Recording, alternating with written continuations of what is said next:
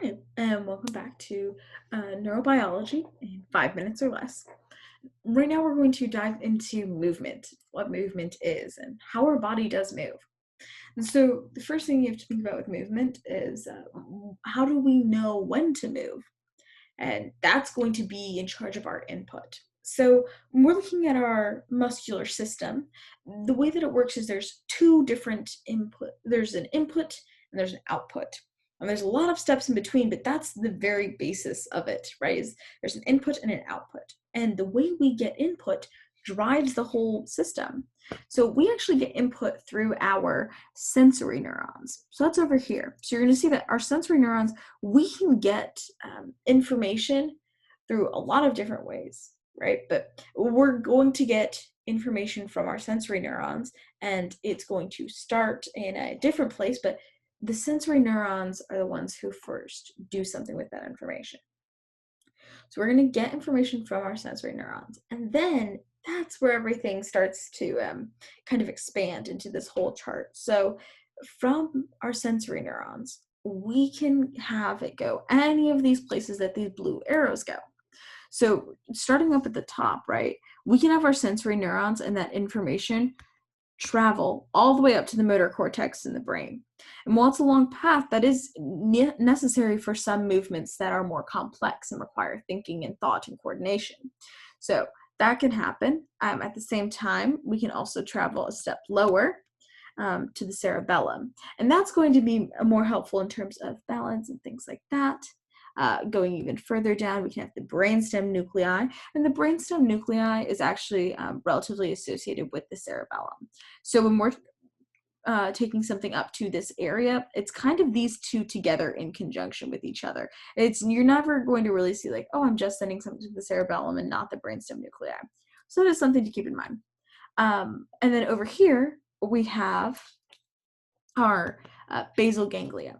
And so the reason why the basal ganglia are so important is because these guys actually provide feedback. So based on the movements that the brainstem slash cerebellum and the motor cortex again slash cerebellum make, you're going to see the basal ganglia providing feedback like, oh, hey, this balance threw me off a bit, or hey, that movement was a little too fast. And that knowledge is stored and then can be used again the next time we get a similar sensory input.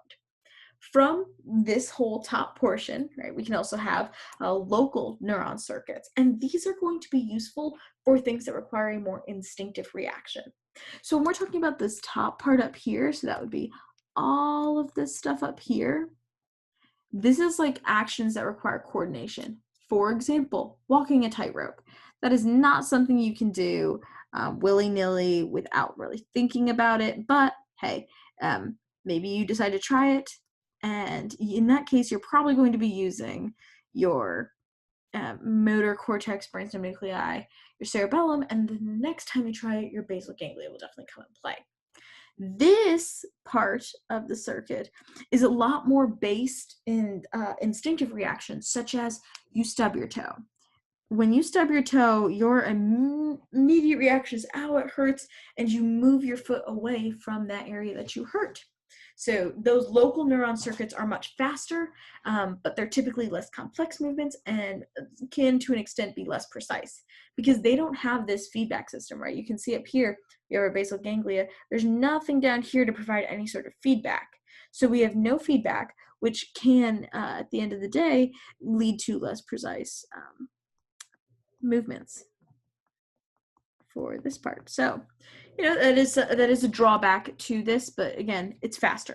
So keeping that in mind, then we have our motor neurons. So in some cases, we don't even need to have like any interneurons or anything. In some cases, we just have a sensory neuron going straight to a motor neuron. And so in that case, there's nothing in between. That is the fastest reflex. Those are like your knee-jerk reactions. So that's what this is. And then all the way down, all of these things, what are they affecting, right? Because so if we're looking at this in, the simplest way possible, we have our input, which is our sensory. We have our output, which is eventually going to be our, our output, which is eventually going to be our motor. And again, we can call these afferent and efferent, right? And so in doing that, we have to think about, right, like these are all the middle parts, but what is the end goal? What is it that we're moving? What are we getting information from? What are we giving this information back to? And that is going to be our muscles. So this is the basis of movement, right? And this is the basis behind how we move around in our environment.